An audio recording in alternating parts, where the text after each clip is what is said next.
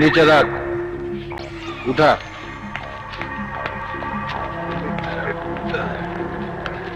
কি রে, এত বড় বস্তা বইরা টাকা আনলি কই থেকে? টাকা না উস্তাদ, মানুষ। সুবলন ক্যান্টিনের বয় জুয়েল, চান্দা চাইলেই বড় বড় কথা কয়। কি কইলি? বাইর কর শালারে, একটা ছেঁচা দেই।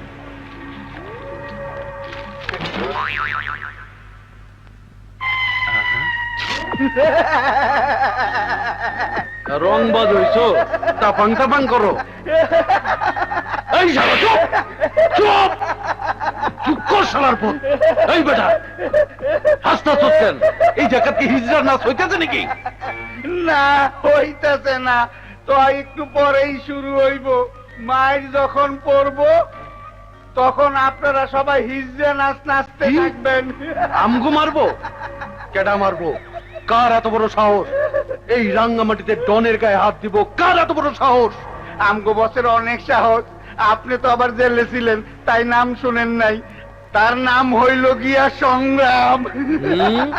সংগ্রাম?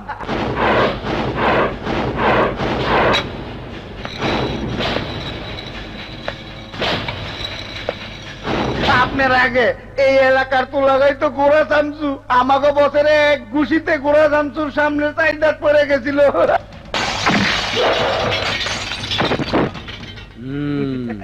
আর হকি স্যার চান্দা আনতে গেছিল আমগো ক্যান্টিনে, বস তারে এমন চর দিছে, ওই হকি সোহেল এখন পাগলা সোহেল। এই বেটা, তুই কি ভাবস তোর ওই চাপাবাজি শুনে আমি ডরামু? ডরাইলে ডরান, না ডরাইলে নাই। আমারে যখন ধরে আনছেন তখন বস তো ঠিকই আইব।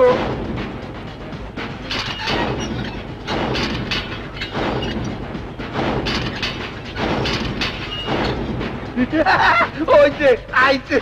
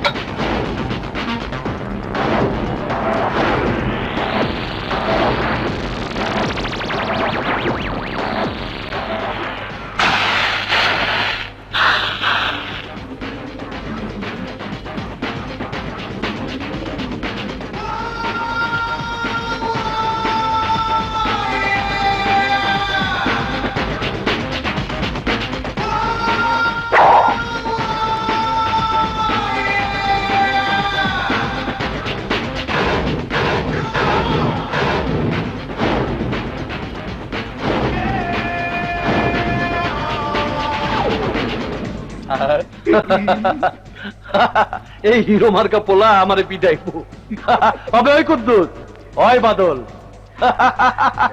এই পোলা পোলা আমারে পিটাইবো। আবে যা যা, আমার চান্দার টাকা আমারে বুঝাই দিয়া ঘরের পোলা ঘরে গিয়ে ঘুমা যা। আবে ওই ডাক্তার শিখানে যায় না? তোর বাপে তোরে ডাক্তারছে, তুই হুনোস না? টাকা আমার দিকে, টাকা কথা কো আমার লগে।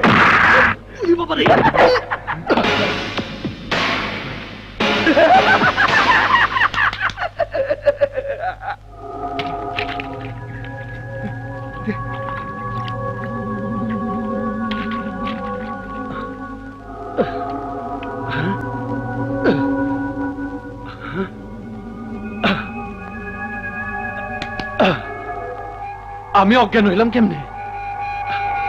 আমরা কে মারলো? ওই কে আমার গায়ে হিট করলো? আমার গায়ে ও হাত দিছে? কিরে ওই, আমার গায়ে কি ওই হাত দিছে? ভাই, আমার বস তো খুব ফাস্ট, তাই আপনি কিছু দেখেন নাই। এইবার একটু ষোলো মৌসুমে মনে করে দেখেন।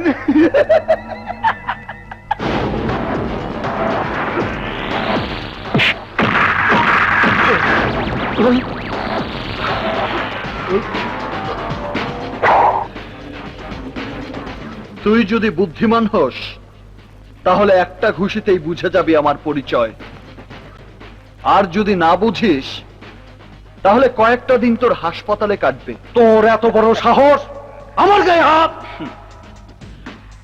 তোকে যদি মারতে চাই তাহলে তোর লোকজনও আসবে। ধর তোর ডান দিকের জন এলো, সে লাথি খেয়ে পড়ে থাকবে ওইখানে। তারপর তোর বামের জন আসবে, ও মাথায় একটা পাঞ্চ খেয়ে ছিটকে পড়বে ওইখানে। দুজন পড়ে গেলে তোর পেছনে দাঁড়ানো দুজন আসবে, সাথে আরো দুজন। চারজনকেই আমার মারতে হবে।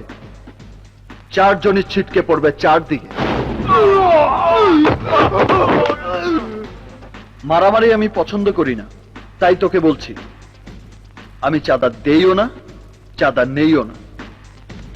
চাঁদাবাজদের আমি পছন্দ করি না, তাই উপদেশ শোন, চাঁদাবাজি ছেড়ে দে।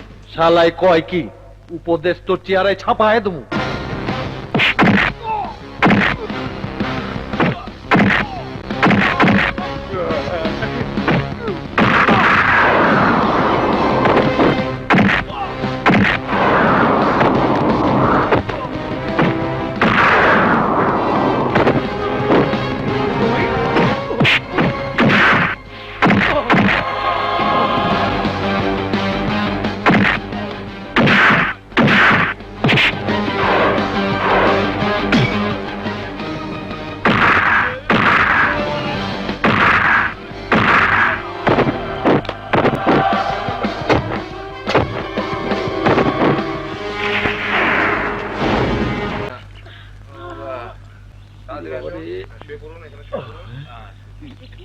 বসেন বসেন বসেন।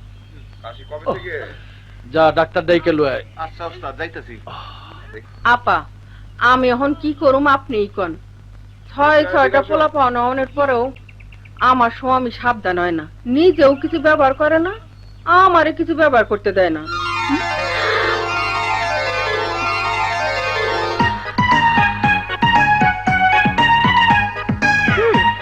আপনাকে আর কিছুই করতে হবে না, যা করার আমি করব।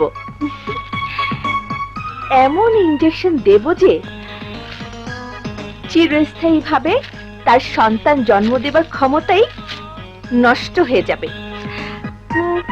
কোথায় আপনার স্বামী? জরুরি বিভাগের সামনে ওই যে বসা।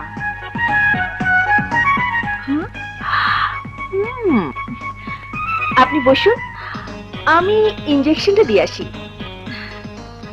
নিশু বল, লুঙ্গির টাকাটা নিয়ে আসতে বলো। ঠিক আছে।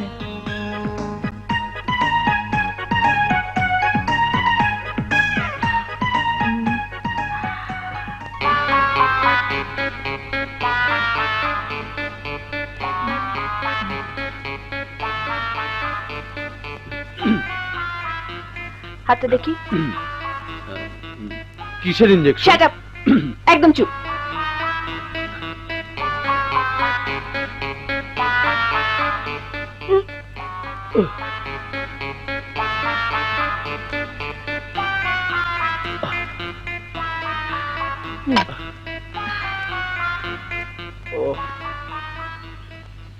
এই লন 170 টাকা আর লুঙ্গি।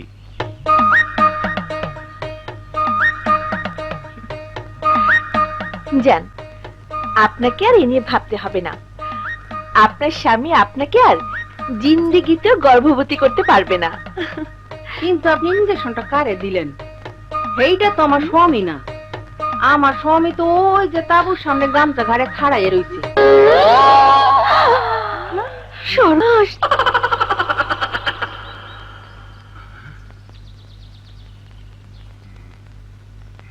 দেখি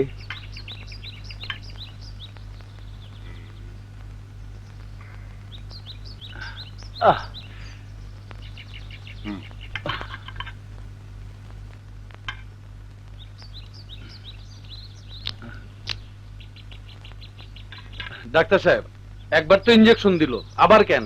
ইনজেকশন দিল মানে? কে দিয়েছে? তা তো জানি না, একজন ম্যাডাম ও যে ও ইনজেকশনটা দিয়ে গেল।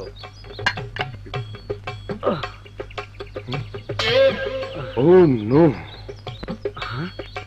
কি হয়েছে ডাক্তার সাহেব? এই ইনজেকশন তো জন্মরহিতকরণ ইনজেকশন। আপনার তো কোনোদিন সন্তানাদি হবে না। না!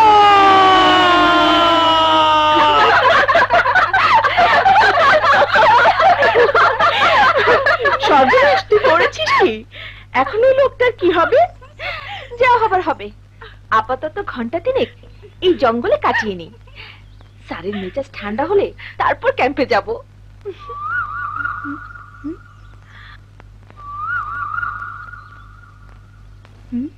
শুনেছিস কি সুন্দর ডাক?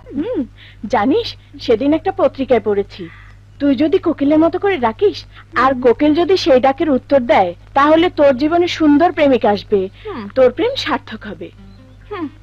বলেছি তোকে, মানুষের ডাক শুনে বুঝি কোকিল উত্তর দেয়? দেখেই দেখ না, ডাকতেও তো পারে। কু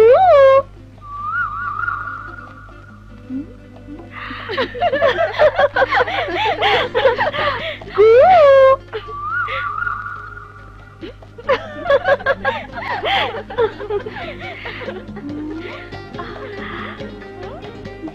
কু